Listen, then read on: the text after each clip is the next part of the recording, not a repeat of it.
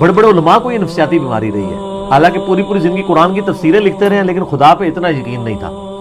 کتنے، میں اب علماء کے نام نہیں لیتا، فوت بھی ہو چکے ہیں، وہ پھر وہ کہیں گے جی بے عزتی کر دی ہے۔ کئی علماء ایسے ہیں کہ پنکھے کے نیچے نہیں سوتے تھے کہ پنکھا ہی نہ گر پڑے، یہ بیماری بھی ہے۔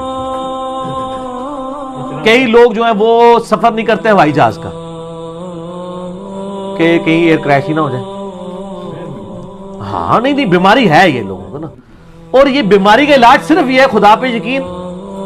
اور میں کہتا ہوں ایک مسلمان کو یہ بیماری ہو نا سر، اس کو تو اپنے ایمان کی فکر کرنی چاہیے، اس کا مطلب اس کا ایمان ہی مکمل نہیں ہوا ابھی۔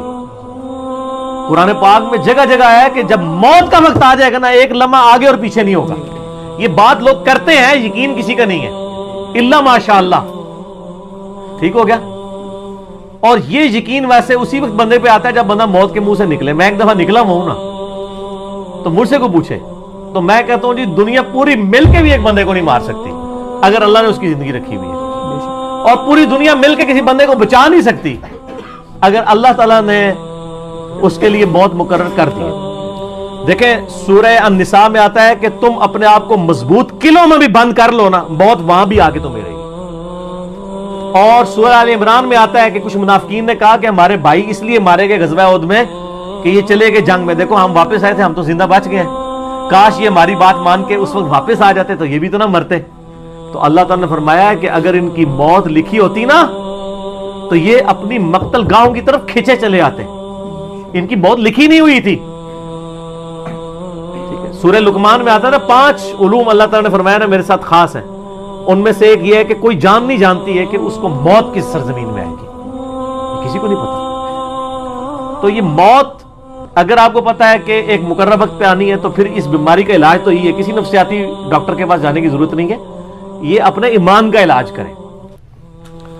اور مسئلہ تقدیر اور موت کے حوالے سے میں اکثر یہ آیت سورہ حدید کی کوٹ کرتا ہوں، یہ آپ حفظ جان بنا لیں جی۔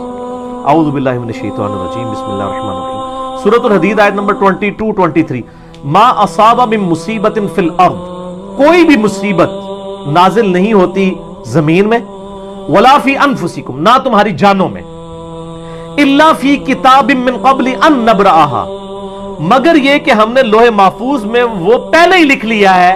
یعنی زمین پر جتنی تکلیفیں آتی ہیں، یعنی کوئی سونامی آتا ہے، سیلاب آتا ہے، طاعون کا مرض پھیلتا ہے، زلزلہ آتا ہے، اللہ تعالیٰ فرماتا ہے یہ ہم نے پہلے لوح محفوظ میں لکھا ہے کہ 8 اکتوبر 2005 کو پاکستان میں زلزلہ آئے گا اور اس میں 1 لاکھ بندہ مر جائے گا، یہ ہم نے پہلے لکھا ہوا ہے۔ سر آج کا نہیں، جب سے تقدیر لکھی ہوئی ہے۔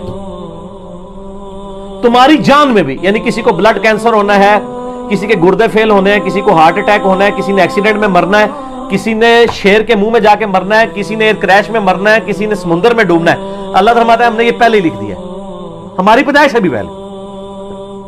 کیوں؟ ان ذالک علی اللہ یسیر، بے شک یہ اللہ پہ آسان ہے۔ یہ نہ سمجھنا کہ انٹرنل ریکارڈ کس طرح رکھے ہیں، اللہ پہ بہت آسان ہے۔ لِكَيْ لَا تَأْسَوْا عَلَى مَا فَاتَكُمْ، یہ ہم نے اس لیے لکھ لیا تاکہ تم افسوس نہ کرو اس پر جو تم سے چھن جائے۔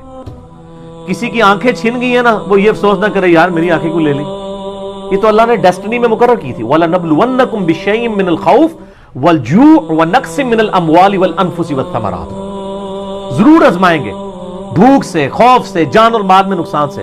پھر چیک کریں گے کہ کون کہتا ہے اِنَّا لِلَّهِ وَإِنَّا إِلَيْهِ رَاجِعُونَ، اللہم اجرنی فی مصیبتی واخلف لی خیرا منہا۔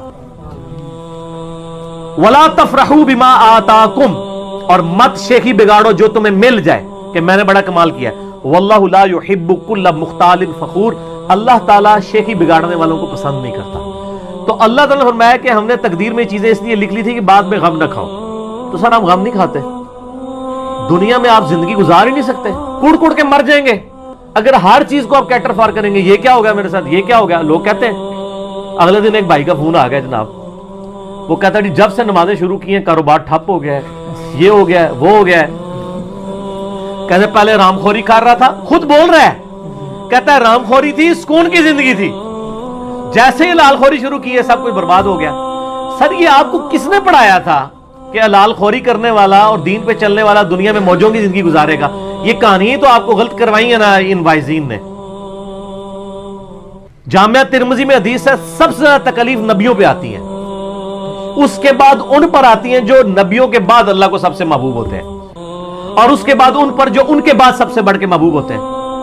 سر یہ آپ کو جو کہانیاں کراتے ہیں نا جی، آپ اللہ کے راستے پر آ جائیں کوئی تکلیف نہیں آئے گی، نہ تکلیفیں تو آئیں گی۔ ہاں آپ کو حوصلہ مل جائے گا صبر کرنے کا۔ وہ تکلیف یقین کریں آپ راستے پر نہ بھی آتے نا، جو تکلیف آپ کے مقدر میں ہے نا وہ آنی ہے، وہ ٹلنی والی نہیں ہے، وہ اللہ نے آزمانا ہی آزمانا ہے، اور چیک کرنا ہے کہ کون گاڈ کو ریسپانس کرتا ہے اور کون رونا پیٹنا ڈال کے بیٹھ جاتا ہے۔ نبی علیہ السلام پہ تھوڑی تکلیفیں آئیں، 3 بیٹیاں آپ نے اپنے ہاتھوں سے دفن کی ہیں، بیٹے دفن کیے 3، ٹھیک ہے، اور جن کو بیٹا بنایا حسن حسین کو، ان کے بارے میں پہلے ہی جبریل آ کے بتا گئے کہ دونوں مار دیے جائیں گے۔ بیٹی کو بتا رہے میرے وفات کے فوراً بعد تو نے مر جانا ہے، ساری بخاری مسلم میں حدیثیں موجود ہیں۔ تو تکلیفیں تو کاٹی ہیں۔